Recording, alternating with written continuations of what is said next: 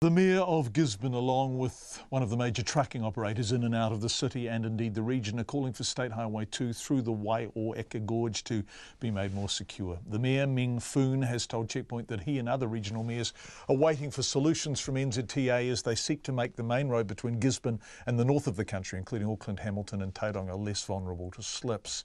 The gorge is currently closed as a result of slips in the weekend, and the detour is very long.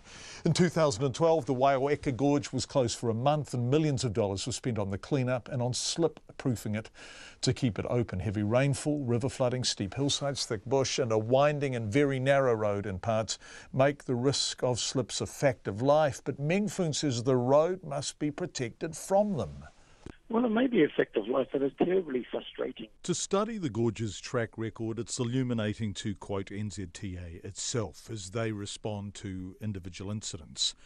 March 2012. The Waioeka Gorge could remain closed for a month. 9 months later, in December 2012. Work continues at the Waioeka Gorge to fully reinstate State Highway 2. March 2015. Rockfall prevention work continues in Waioeka Gorge. July 2017. Approximately 1,000 cubic metres of debris fell across both lanes at the midway point of the gorge, but a further 3,500 cubic metres has come down since. February 2018. Flooding and slips have forced the closure of part of the Waioeka Gorge between Opotiki and Gisborne. And then, of course, last weekend. The Waioeka Gorge, since 2012, I suppose, was the big one. We were out for 5 or 6 weeks with it closed in 2012, and since then, every year, we've had closures on a fairly regular basis every year where we've had a few days out. Meaning you have to head north by first driving south for more than 2 hours, if you can. And I mean, we had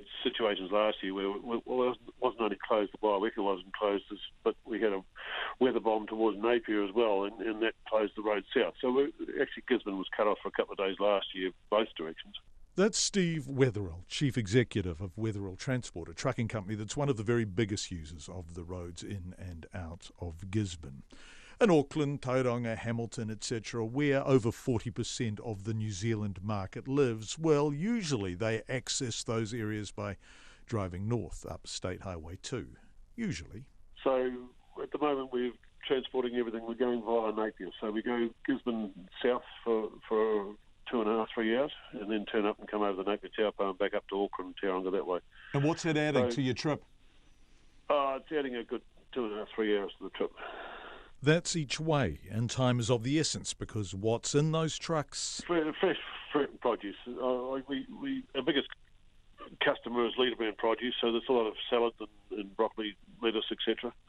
This isn't about Auckland and Hamilton's right to have a fresh salad. It's about Gisborne, the country's poorest region on a per capita basis, getting its highly perishable produce to market. And they need to actually deliver this product on a daily basis because they have contractual obligations to the supermarkets, to the supply chains all over New Zealand.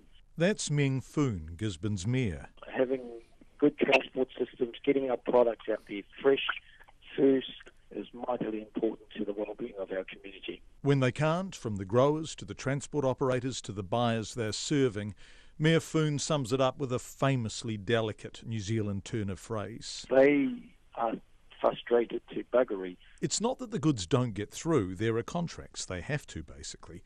It's that the cost of getting them through escalates because each round trip increases by 5 to 6 hours. Now, Steve Wetherill uses Tauranga as a hub.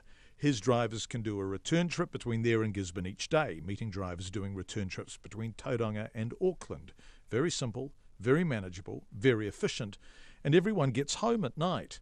But when the gorge is closed... Instead of Tauranga being the swap-over point, they end up swapping over in Taupo. Which is the wrong direction for half the country's domestic market. Or living away from home altogether and going end to end and stopping at either Auckland or Gisborne. Which means more fuel, fewer journeys per driver, and accommodation costs for drivers who normally rebound into Tauranga each night, but who must now stay away from home. It's a huge extra cost in accommodations. And you can't roster for that. I guess it's the don't know factor. It's the hard one for us because we can't actually plan what's going to happen tomorrow or the next day. We just know that it's likely to be closed until the end of the week. We could get to the end of the week and they turn around and say it might be closed for another 4 or 5 days. Gisborne isn't easy to get to, full stop. If you want to fly there tomorrow, a 1-hour journey from Auckland, Air New Zealand only has one flight with seats under $300. The next cheapest flight, a seat-only fare, is $356. The train, there was one, but part of the track was washed out in 2012. The railway line between Gisborne and Wairau, for goodness sake, fix it. Unfixed, that means more trucks on the road, and to the south, State Highway 2 is, and this is the word used by the Regional Economic Development Minister himself, challenging.